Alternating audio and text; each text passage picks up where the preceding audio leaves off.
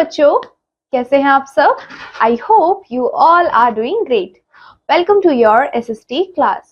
So बच्चों, from today onwards, I will be taking your history classes, and in today's class, we are going to deal with our very first chapter, and the title of the chapter is What, Where, How and When. हम पढ़ने वाले हैं आज history के बारे में. तो सबसे पहले हम देख लेते हैं कि प्री हिस्ट्री क्या होती है.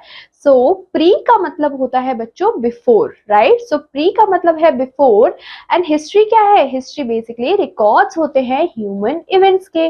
सो प्री हिस्ट्री का मतलब क्या हुआ? तो प्री हिस्ट्री का मतलब हुआ it refers to the time before human civilization develop. मतलब कि ये ऐसा पीरियड है ह्यूमन सिविलाइजेशन के डेवलप होने से पहले का जितना भी पीरियड था उसको हम प्री हिस्ट्री के नाम से जानते हैं.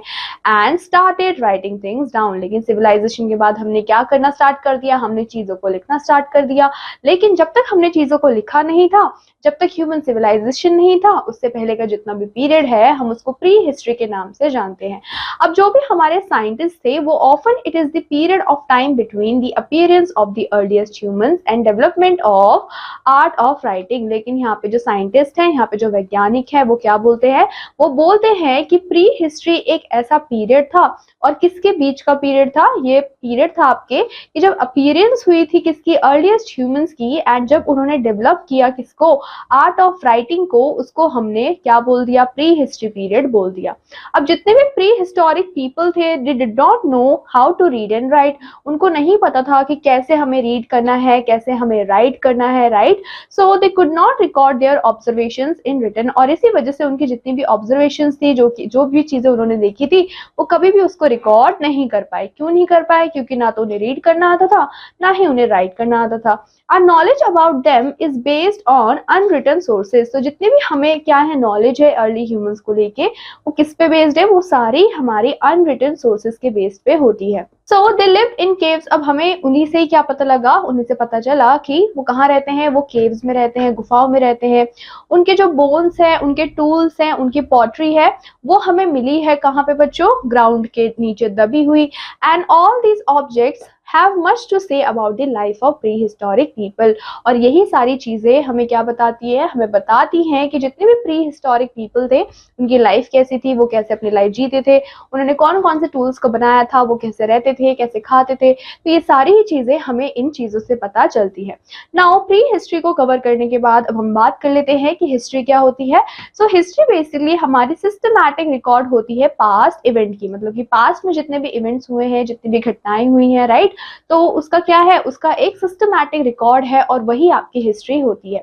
So it is the story of the people who lived in the past. ये क्या है? ये कहानी की तरह है कि कैसे जो पास्ट में जो लोग थे वो रहा करते थे, और जो भी रिटन रिकॉर्ड्स होते थे या फिर बहुत सारे अदर थिंग्स होते थे of that period enable us to know about the early time. तो ये सारी चीजें, ये सारे लोग, ये हमें क्या बताते हैं? ये हमें बताते हैं कि अर्ली टाइम में जो लोग हुआ करते थे वो कैसे रहा करते थे. Now why is studying history important? अब हम देखेंगे कि हमें हिस्ट्री को पढ़ क्यों रहे हैं, क्यों हमारे लिए इतना ज्यादा जरूरी है. सो हमारा जो पास्ट है वो हमें हेल्प करता है ताकि हम क्या जान पाए? ताकि हम जान पाए कि जो हमारा अर्ली मैन था वो कैसे ग्रेजुअली डेवलप हुआ है, कैसे उसने ग्रैपल किया है with all the difficulties. And to begin with they did not know how to cook. उनको नहीं पता था कि पहले फूड को कैसे कुक करना होता है, लेकिन बाद में उन्होंने क्या किया? धीरे धीरे लर्न करना स्टार्ट कर दिया कि फूड हमें कैसे कुक करना है. वैसे ही सिमिलरली हमारे पास बहुत सारे नंबर ऑफ स्किल थे जो कि पहले के टाइम पे प्रेजेंट नहीं थे, लेकिन अर्ली ह्यूमन ने क्या किया है? धीरे धीरे उनको डेवलप किया है, या फिर हम बोल सकते हैं इन्वेंट किया है. सो जो हमें क्या सिखाता है? जो हमें सिखाता है कि हमें कैसे डिफिकल्टीज से ओवरकम करना है. एंड तो फ्रॉम द अर्ली मैन हमें क्या सीखने को मिलता है? अर्ली मैन से जो प्रेजेंट मैन है उन्हें ये सीखने को मिलता है कि हम किसी भी प्रॉब्लम से गेट रिड हो सकते हैं, प्रॉब्लम से पीछा छुड़ा सकते हैं. कैसे? अगर हम रिसर्च करें, अगर हमें इन्वेंट करें किस चीज को बच्चों? मीन्स ऑफ सॉल्यूशन को, right? So today we think that our life is better than early man. आज के टाइम पे हम क्या सोचते हैं कि हमारी जो लाइफ है वो काफी ज्यादा अच्छी है पुराने टाइम के लोगों से, but they taught us to find out the solutions of all the problems. लेकिन हमें उन्हीं से ही सीखने को मिला है कि कैसे हम अपने प्रॉब्लम्स को सॉल्व कर सकते हैं. एंड हमें क्या करना चाहिए? हमें हिस्ट्री को पढ़ना चाहिए. क्यों? क्योंकि the first point is history help us to understand people and societies, क्योंकि हिस्ट्री से ही, इतिहास से ही हमें ये पता चलता है कि लोग कैसे हैं, उनकी सोसाइटीज कैसी है, राइट। सो हिस्ट्री हमें इंफॉर्मेशन देता है about different different types of societies, और जो लोगों के बिहेवियर्स हैं वो कैसे हैं ये भी हमें हिस्ट्री से पता चलता है।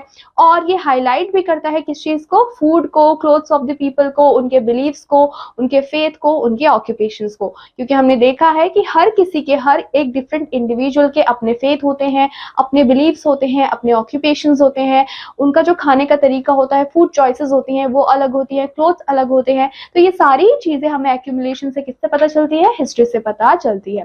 Then the second point is history help us to know the change of life of human beings.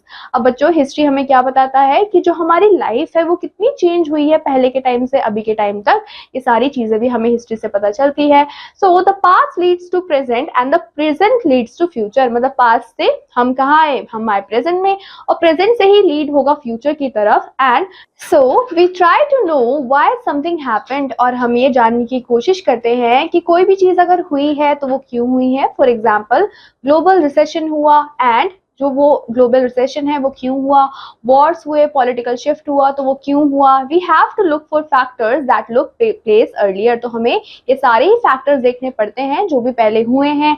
And only through studying we can understand how things change. जब तक हम स्टडी नहीं करेंगे तब तक हमें पता भी नहीं चलेगा कि जो लाइफ है लोगों की वो कैसे चेंज हुई है, या फिर जो चीजें हैं वो कैसे चेंज हुई है।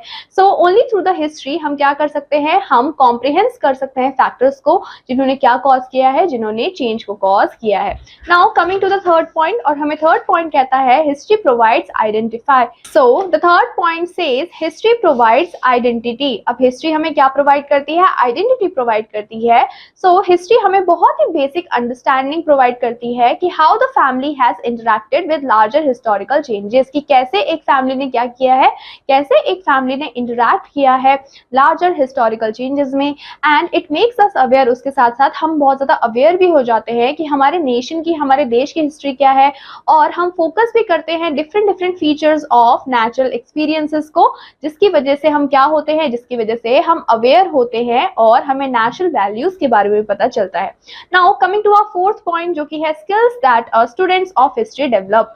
Now through the study of history students builds experience in dealing with assessing various kinds of evidence. अब जैसे ही अगर कोई स्टूडेंट है वो क्या करता है, वो स्टडी करता है हिस्ट्री को, तो वो अपना बिल्ड करता है एक्सपीरियंस कि कैसे वो डील कर सकता है, कैसे वो असेस कर सकता है बहुत सारे टाइप ऑफ एविडेंसेस को, and the kind of evidence historians use in shaping the most accurate picture of the past that they can. So जितने भी हिस्टोरियंस है वो क्या करते हैं, वो इन्हीं एविडेंस को यूज करते हैं, और जो मोस्ट एक्यूरेट पिक्चर्स है, जो मोस्ट एक्यूरेट इंफॉर्मेशन है वो हमें प्रोवाइड करवाते हैं। एंड ही और she learns where did the people live, और वो ये भी जानते हैं कि जो लोग थे वो कहाँ रहना शुरू हुए हैं, and how they were able to protect themselves, और उन्होंने कैसे खुद को प्रोटेक्ट किया है।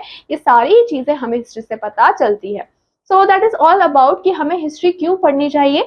अब हम बात करते हैं अपने नेक्स्ट टॉपिक की, जो कि है dwellings of early man. So अगर हम अर्लियर पीपल की बात करें, so they lived along the banks of river Narmada. तो बच्चों वो कहाँ रहते थे, जो हमारे रिवर बैंक थी किसकी, नर्मदा की, उसके आसपास लोग रहा करते थे। And they were skilled gatherers, तो वो कौन थे, वो हंटर और गैदरर्स थे। And that is people who gather their food. अब गैदरर्स कौन होते हैं, गैदरर्स ऐसे लोग होते हैं जो कि अपने फूड को गैदर करते हैं। And they collect roots, fruits and other forest food stuffs for their food. और ये लोग क्या करते हैं, ये लोग जो प्लांट्स के रूट्स होते हैं उनको कलेक्ट करते थे, फ्रूट्स को कलेक्ट किया करते थे, एंड जितने भी हमारे फॉरेस्ट के फूड स्टफ्स होते थे उनको भी कलेक्ट किया करते थे। एंड उसके अलावा इन्होंने क्या, ये और कौन सी चीज करते थे, ये हंट भी करते थे एनिमल्स को। And they also begin to produce crops. उसके अलावा उन्होंने धीरे धीरे क्या करना स्टार्ट कर दिया, क्रॉप का प्रोडक्शन स्टार्ट करना स्टार्ट कर दिया। एंड ये डिफरेंट डिफरेंट क्रॉप्स को उगाया करते थे, जैसे कि आपके व्हीट है, बार्ले है। उसके अलावा जो लोग थे वो क्या करते थे, वो रेयर करते थे एनिमल्स को, जैसे कि आपके गॉट है, शीप है, कैटल्स हैं, इनको भी रेयर किया, इनको रेयर किया करते थे। So the Garo hills in the north east, अब यहाँ पे एक हिल्स का जिक्र हुआ है विच इज गारो हिल, जो कि कहाँ पर है, जो कि नॉर्थ ईस्ट में है। And the Vindhyas in the central India, ये क्या है बच्चों, ये ऐसे आपके एरियाज हैं जहाँ पे सबसे पहले एग्रीकल्चर डेवलप किया गया था। उसके अलावा अगर हम बात करें कि सबसे पहले कौन सा क्रॉप उगाया गया था, तो वो है आपका राइस क्रॉप, जो कि सबसे पहले ग्रो हुआ था कहाँ पे, नॉर्थ ऑफ द विंध्यास में। Now look at the river Indus and it's tributaries, यहाँ पे आपको रिवर इंदुस दिखाया हुआ है, उसकी ट्रिब्यूटरीज भी दिखाई हुई है, राइट। सो अगर हम on the banks of this reverse अगर हम देखते हैं, तो अबाउट 4700 ईयर्स अगो के हम देखें तो सम ऑफ द अर्लिएस्ट सिटीज थे जो कि यहाँ पे फ्लरिश हुए हैं। देन अबाउट 2500 ईयर्स अगो क्या हुआ है, यहाँ पे सिटीज को डेवलप किया गया है, कहाँ पे, on the banks of Ganga and उनके ट्रिब्यूटरीज पे। And along the sea coast हमने देखा कि बहुत सारी सिटीज धीरे धीरे डेवलप होनी स्टार्ट हुई हैं। Now look at the river Ganga and it's tributary, अब आप क्या करेंगे, अब आप गंगा रिवर को देखेंगे, उनके ट्रिब्यूटरीज को देखेंगे, which is also known as the Son, जिसको हम सन के नाम से भी जानते हैं। एंड अगर हम एंशियंट टाइम की बात करते हैं, पुराने जमाने की बात करते हैं, तो जो एरिया था along these rivers to the south of Ganga was known as Magadha. तो हम क्या बोलते थे, हम बोलते थे कि जो साउथ की तरफ से गंगा आ रही है उसका नाम हमने मगध रख दिया। Now it rulers were very powerful, वहां के जो रूलर्स थे, जो राज किया करते थे, वो काफी ज्यादा पावरफुल थे एंड उन्होंने बहुत ही लार्ज किंगडम को सेटअप किया था, जिसके बारे में हम आगे के चैप्टर्स में पढ़ेंगे। सो बच्चों, ये जो किंगडम्स थे इनको सेटअप किया गया था in other parts of the country also. And लोग क्या करते थे, people travel from one part of the subcontinent to another throughout the year. तो लोग क्या करते थे, लोग पूरे साल में ही एक जगह से दूसरी जगह पे ट्रैवल किया करते थे। एंड समटाइम्स अगर हम देखें तो जो हिल्स थे, जो हाई माउंटेन्स थे, including your Himalayas, desert, rivers, seas, made journey dangerous but possible. तो इन सारी चीजों की वजह से जो जर्नी थी वो काफी ज्यादा डेंजरस तो थी, लेकिन पॉसिबल भी थी। इन दिस वे जो मेन और वुमेन थे उन्होंने मूव किया in search of livelihood and to escape from natural disaster. और वो चाहते थे कि जितने भी नेचुरल डिजास्टर हो रहे हैं, फॉर एग्जाम्पल ये फ्लड, अर्थक्वेक, तो इन सारी चीजों से वो बच पाए, like drought, floods. And sometimes men merge in armies, और लोग क्या करते थे, लोग में भी स्पेशली जो मेंस हुआ करते थे वो मर्ज करते थे आर्मीज में एंड वो कॉन्क्यूर करते थे लैंड को। मोर ओवर अगर हम देखें तो जितने भी मर्चेंट्स थे, मर्चेंट्स भी ट्रैवल किया करते थे किस पे बच्चों, अपनी कारावैंस में, अपनी शिप्स में। एंड जितने भी उनके क्या थे, वैल्यूएबल गुड्स थे, उनको वो एक जगह से दूसरी जगह पे लेके जाया करते थे। एंड यहाँ पे आपको रिलीजियस टीचर्स भी देखने को मिलते हैं जो कि वॉक करते थे village to village and town to town and stopping to offer instructions. और वो क्या करते थे, वो इंस्ट्रक्शंस को ऑफर करते थे एंड एडवाइस भी देते थे ऑन दी वे। फाइनली हुआ क्या कि some people perhaps travel driven by a spirit of adventure and wanting to discover new exciting places. लेकिन कुछ लोग ऐसे भी थे जो नए नए प्लेसेस को एक्सप्लोर करना चाहते थे, राइट, और डिस्कवर करना चाहते थे। And in this way people share their ideas, और इसी वे में जो लोग थे वो क्या करना स्टार्ट कर दिया, उन्होंने अपने आइडियाज को शेयर करना स्टार्ट कर दिया। सो अब यहाँ पे क्वेश्चन अराइज होता है कि how do we study our past, हम अपने पास्ट को स्टडी कैसे करेंगे। So in our search to know history we need to look at the records of the past events. अगर आपको हिस्ट्री के बारे में जानना है, हिस्ट्री के बारे में पढ़ना है, तो आपको पहले पास्ट जो रिकॉर्ड्स हैं उनको अच्छे से देखना पड़ेगा, ढूंढना पड़ेगा, पढ़ना पड़ेगा। एंड ये जो रिकॉर्ड्स होते हैं वो आपको अवेलेबल भी हैं in the form of written materials और in the form of pictures also, जहाँ पे जिनको हम क्या बोलते हैं, जिनको हम सोर्सेस के नाम से जानते हैं। Now coming to how to count dates. अब हिस्ट्री में बहुत सारे डेट्स होते हैं, तो हम देखेंगे कि हम इन डेट्स को कैसे काउंट करते हैं। तो बच्चों अगर हम देखें तो यहाँ पे हम एक पॉइंट ऑफ रेफरेंस लेते हैं which is known as the birth of Jesus Christ, right. जिस टाइम पे जीसस क्राइस्ट का क्या हुआ, बर्थ हुआ, जो कि कौन थे, जीसस क्राइस्ट फाउंडर थे हमारे क्रिश्चियनिटी के, is the date from where we count years. तो उन्हीं के जन्म के बाद से ही हम क्या करते हैं, ईयर्स को काउंट करते हैं। फॉर एग्जाम्पल जैसे कि अगर 2010 को अगर हम देखें, 2010 को देखें, तो 2010 का मतलब क्या है, 2010 का मतलब है 2010 years after the birth of Jesus Christ, मतलब जीसस क्राइस्ट के बर्थ होने के 2010 साल के बाद।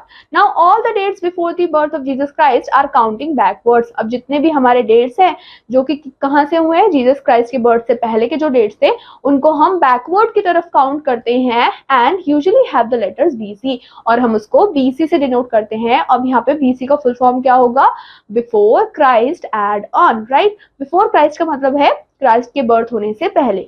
Now coming to our next topic which is names of the land. अब हम नेम्स ऑफ द लैंड को भी देख लेते हैं।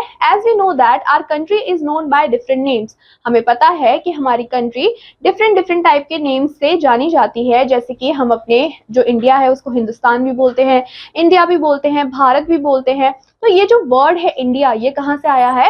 ये जो वर्ड है इंडिया वो आया है वर्ड इंदस से, विच संस्कृत मीनिंग इज सिंधु। तो यहाँ पे ये जो वर्ड है किससे आया है? ये इंदस से आया है, और इंदस आपकी रिवर है, और इसी इंदस को हम संस्कृत में क्या बोलते हैं? हम बोलते हैं सिंधु। नाउ जितने भी इरानियंस थे, जितने भी ग्रीक्स थे, जो कि कहाँ से आए थे? जो कि नॉर्थ वेस्ट की तरफ से आए थे, they called it the Hindus और द इंदुस। तो वो लोग क्या बोलते थे? वो लोग हिंदूस बोलते थे, वो लोग इंदोस बोलते थे। And the land of the east of the river was called India. और जो क्या थी बच्चों? जो लैंड थी जो कि ईस्ट ऑफ द रिवर की तरफ थी, उसको हम इंडिया के नाम से जानते हैं।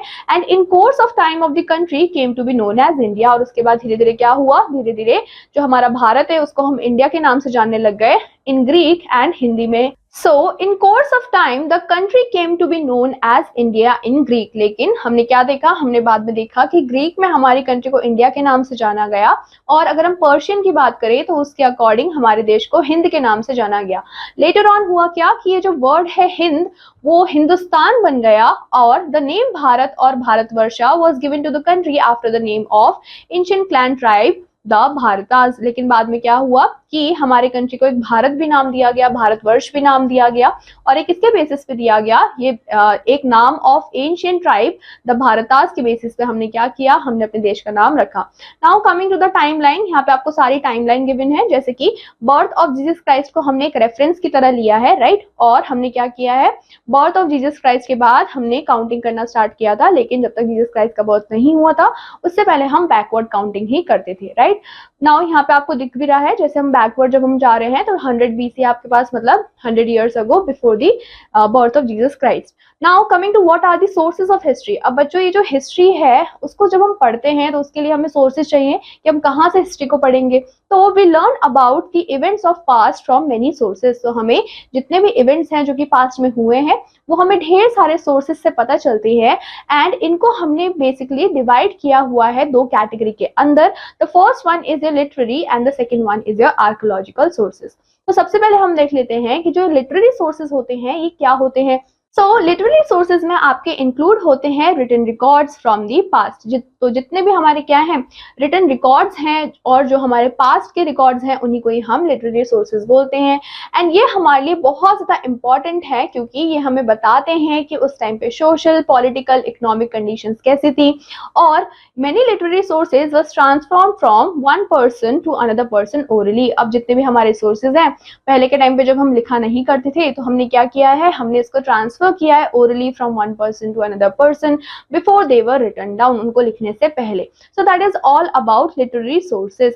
लिटरेरी सोर्सेज के बाद हम बात कर लेते हैं आर्कियोलॉजिकल सोर्सेज की। तो बच्चों आर्कियोलॉजिकल सोर्सेज में आपके सारे मॉन्यूमेंट्स आ जाते हैं, आपके जो कॉइन्स है पुराने टाइम के, राइट? बहुत सारे स्कल्पचर्स हैं, बहुत सारे पेंटिंग्स हैं, बहुत सारे वेपन्स है, पॉटरी है, ऑर्नामेंट्स है। ये सारे ही जो ऑब्जेक्ट्स हैं ये सारे ही आपके आर्कियोलॉजिकल सोर्सेज होते हैं। Now let us know discuss these sources of history in detail. अब हम क्या करेंगे? अब हम इन सोर्सेज को भी बहुत ही डिटेल में पढ़ने वाले हैं। जैसे कि आपको यहाँ पे पिक्चर्स में भी दिख रहा होगा कि यहाँ पे हड़प्पन साइट है। हड़प्पन साइट आपका क्या है? आपका आर्कियोलॉजिकल सोर्सेज है, राइट? उसके अलावा आपके पास अजंता केव्स है। Now coming to literary sources. So literary sources include all written and non-written। literary sources में आपके सारे written भी आते हैं, non-written भी आते हैं, और oral text भी आते हैं, जिनमें क्या है? जिनमें information है about our past। Now in ancient time अगर हम देखें तो people had no knowledge of writing paper. तो पुराने टाइम में जो लोग हुआ करते थे उनको बिल्कुल भी नॉलेज नहीं थी कि उनको कैसे पेपर पे लिखना है। सो वो क्या करते थे? They use the bark of birch trees. तो जो ये ब्रिच ट्री है उसके बार्क को यूज किया करते थे, पाम लीव्स को यूज किया करते थे, ताकि वो बुक्स को लिख पाए। अब बच्चों ये जो टेक्स्ट हैं इनको हम बोलते हैं मैन्यूस्क्रिप्ट्स। क्या बोलते हैं? मैन्यूस्क्रिप्ट्स बोलते हैं। अब इनको हमने आज के टाइम पे भी प्रिजर्व करके रखा हुआ है अपने मॉनेस्ट्रीज में एंड लाइब्रेरीज में। Now coming to what are sacred and secular text. So literary sources that deal with religious subjects are together called sacred literature. मतलब ऐसे literary हमारे sources जो कि किससे डील करते हैं, जो कि डील करते हैं हमारे रिलीजियस सब्जेक्ट से, उनको हम क्या बोलते हैं, सेक्रेड लिटरेचर के नाम से जानते हैं। ऑन दी अदर हैंड ऐसे टेक्स्ट जो कि किस पे फोकस करते हैं, जो कि फोकस करते हैं आपके सोशल, पॉलिटिकल, इकोनॉमिक इंपॉर्टेंस पे या फिर इन सब्जेक्ट्स पे, उनको हम बोलते हैं सेक्युलर लिटरेचर। तो आपको इन दोनों के बीच का डिफरेंस पता होना चाहिए कि सेक्रेड और सेक्युलर टेक्स्ट में क्या डिफरेंस होता है। Now coming to our next topic which is indigenous and foreign literature। तो बच्चों indigenous foreign literature क्या होता है? So literary texts written in the past by the people of a country are called indigenous literature। मतलब कि ऐसे हमारे literary text जो कि हमारे पास्ट में लिखे गए हैं by the people of our own country, उनको हम बोलते हैं indigenous literature। On the other hand ऐसे टेक्स्ट जो कि किसने रिटर्न किए हैं, फॉरेनर्स ने लिखे हैं, एंड जिन्होंने क्या किया है, इंडिया को विजिट किया है at different points of time, and उन्होंने अपने एक्सपीरियंस को क्या किया है, रिकॉर्ड किया है कलेक्टिवली, उनको हम बोलते हैं फॉरेन लिटरेचर। तो यहाँ पे आपके पास दो लिटरेचर आ गए हैं, आपको डिफरेंस पता होना चाहिए। And besides there are some ancient literary sources whose script we have not been able to understand so far। उसके अलावा भी हमारे पास बहुत सारी क्या है, स्क्रिप्ट है जिनको हम अभी भी अंडरस्टैंड नहीं कर पाए हैं, and we are unable to know what they contain, और हमें नहीं पता है कि उनके अंदर कौन कौन सी चीजें हैं, कौन कौन से क्या है इंफॉर्मेशन है। And the Harappan script is an example of such a script. लेकिन हमारे पास यहाँ पे एक एग्जाम्पल भी है, और वो एग्जाम्पल है आपका हरप्पन स्क्रिप्ट, और इस स्क्रिप्ट को हम आज के टाइम पे भी नहीं समझ पाए हैं। तो यहाँ पे आपको पिक्चर भी दी गई है, तो बच्चों ये पिक्चर है आपके मैन्यूस्क्रिप्ट की, राइट। Now coming to our next topic which is inscriptions. Now inscriptions क्या होते हैं? इंस्क्रिप्शंस हमारे other important means of recording information होते हैं during the past. Usually they are writings found engraved on the stone tablets, pillars, metal plates, walls of caves etcetera. तो ये भी क्या होते हैं, ये भी हमारे राइटिंग्स ही होते हैं जो कि कहाँ पे प्रेजेंट होते हैं, आपके स्टोन टैबलेट्स में, आपके पिलर्स में, आपके मेटल प्लेट्स में, या फिर जो वॉल होती है केव्स की, वहाँ पे भी प्रेजेंट होते हैं। अब ये जो हमारे इंस्क्रिप्शंस होते हैं, हम इनको डिफरेंट डिफरेंट लैंग्वेजेस में लिखते हैं और डिफरेंट डिफरेंट प्लेसेस पे लिखते हैं। नाउ अगर कोई क्या करता है, अगर कोई इन इंस्क्रिप्शंस को पढ़ता है, स्टडी करता है, तो उस स्टडी को हम एपिग्राफी के नाम से जानते हैं। अगर हम जेम्स की बात करें, तो ये जो जेम्स प्रिंसिप थे वो कौन थे? He was an official of the Calcutta Kolkata mint and secretary of the Asiatic society of Bengal, and he was the first person to interpret the Brahmi script. ये पहले ऐसे इंसान थे जिन्होंने ब्रह्मी स्क्रिप्ट को क्या किया था, इंटरप्रेट किया था, and was able to read the edicts of Ashoka. और ये पहले ऐसे इंसान थे जिन्होंने क्या किया था, जितने भी एडिक्ट्स थे अशोका के, उनको भी रीड किया था, and which were inscribed in that language, और उनको इंस्क्राइब भी किया था उस लैंग्वेज में। So that is all about inscriptions. Now coming to our next source which is archaeological sources।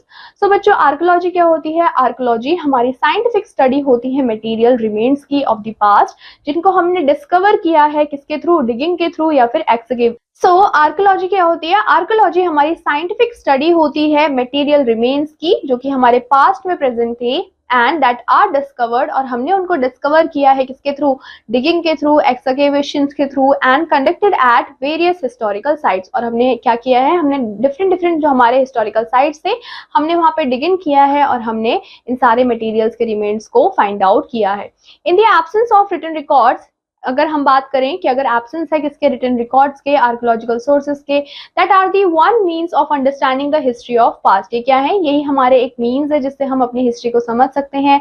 And let us take a look at some of the sources. तो हम कुछ सोर्सेज के बारे में यहाँ पे पढ़ने वाले हैं, जैसे कि सबसे पहले अगर हम बात करें मॉन्यूमेंट्स की, तो मॉन्यूमेंट्स क्या होते हैं? आपने भी ढेर सारे मॉन्यूमेंट्स देखे होंगे। ये स्ट्रक्चर्स होते हैं जो कि हमें कहाँ मिलते हैं, जब हम एक्सकवेशंस करते हैं डिफरेंट डिफरेंट साइट्स पे, तब हमें ये देखने को मिलते हैं। और ये हमें क्या बताते हैं? ये हमें बताते हैं the condition of the times during which they were built, कि मतलब जिस टाइम पे उनको बिल्ड किया गया था, उन मॉन्यूमेंट्स को बनाया गया था, उस टाइम पे उनकी कंडीशंस कैसी थी। Most of these such as temples, अगर हम बात करें टेम्पल्स की, स्तूपास की, या फिर पैलेसेस की, प्राइवेट हाउसेस की, ये सारे चीजें क्या बताती हैं? ये सारी ही चीजें हमें ये बताती हैं कि उस टाइम का जो टाइम पीरियड था वो कैसा था, लोगों ने कितना हमारा जो आर्ट है, वो आर्ट एंड क्राफ्ट है, वो डिस्कवर किया था। तो ये सारी चीजें हमें मॉन्यूमेंट से पता चलती है। नाउ कमिंग टू कॉइन्स, अब कॉइन्स क्या होते हैं, जो सिक्के होते हैं, सिक्के भी हमें इंफॉर्मेशन देते हैं किसके regarding, social and economical conditions of a country, and इनका जो हमारा सर्कुलेशन है वो हमें आइडिया भी देता है कि उस टाइम पे जो लोग थे उस टाइम पे क्या कंडीशन थी, फॉर एग्जांपल इकोनॉमिक कंडीशन क्या थी उस पीरियड पे जब उनको इशू किया गया था। They also tell us about the extent of a particular kingdom, और वो हमें क्या बताते हैं कि एक जो पर्टिकुलर किंगडम है, राइट, एक राज्य है, वो कितना एक्सटेंड हुआ था, उसके रिलेशंस कैसे थे डिस्टेंट एरियाज के साथ। And Roman coins discovered in India, हमने क्या देखा कि जो रोमन कॉइन्स है वो कहाँ डिस्कवर हुए हैं, इंडिया में डिस्कवर हुए हैं, और वो हमें क्या शो करते हैं, वो हमें शो करते हैं कि हमारे जो एंसेस्टर्स थे उन्होंने कैसे इंटरैक्ट किया था with the people of ancient Rome. Now the study of coin, अगर कोई कॉइन को स्टडी करता है तो उनको हम बोलते हैं numismatics, right. Now coming to other objects and artefacts. Now, archaeological sources also include many other objects और artifacts भी होते हैं during excavations. Now, such as tool used by the people in the past. और बच्चों ये जो tools हैं वो कौन यूज किया करते थे, ये past में जो लोग थे वो यूज किया करते थे, जैसे कि pieces of pottery है, उसके अलावा आपके पास पेंटिंग है, ऑर्नामेंट्स है, ये सारे ही क्या है, ये सारे हमारे अदर ऑब्जेक्ट्स हैं या फिर आप बोल सकते हो आर्टिफैक्ट्स हैं। अब ये हमें क्या करते हैं, ये हमें और चीजें बताते हैं अबाउट हु क्रिएटेड देम, उनको बनाया किसने है, and when they were made, उनको कब बनाया गया है। जितने भी आर्कियोलॉजिस्ट होते हैं वो स्टडी करते हैं प्लांट रिमेन्स को, एनिमल बोन्स को, एंड जो फूड ग्रेन्स थे इवन उनको भी स्टडी करते हैं, जो कि कहाँ बरीड है, जो कि अंडरग्राउंड बरीड होते हैं और हमें डिफरेंट डिफरेंट साइट्स में मिलते हैं। Now coming to do you know में आपको बोला गया है कि जो हमारा फ्लेवियो बिनादो था वो हमारा इटालियन रेनेसेंस ह्यूमनिस्ट हिस्टोरियन थे। He was one of the first historian to use a 3 period division of history. वो पहले ऐसे हिस्टोरियन थे जिन्होंने क्या यूज किया था, जिन्होंने 3 पीरियड डिवीजन हिस्ट्री को यूज किया था। और हमारे 3 पीरियड कौन कौन से हैं, वो है आपके ancient, medieval and modern period. And इसी को हम किस नाम से जानते हैं, and he is also known as the first archaeologist, वो हमारे पहले आर्कियोलॉजिस्ट हुआ करते हैं। सो बच्चों इसी के साथ हमारा फर्स्ट चैप्टर होता है यहाँ पे कंप्लीट। आई होप आपको ये चैप्टर अच्छे से समझ आया होगा, एंड आई होप कि आप इस चैप्टर को रिवाइज भी करेंगे। मैं आपसे मिलूंगी आपके नेक्स्ट क्लास में एक नए चैप्टर के साथ। Till then take care and bye bye.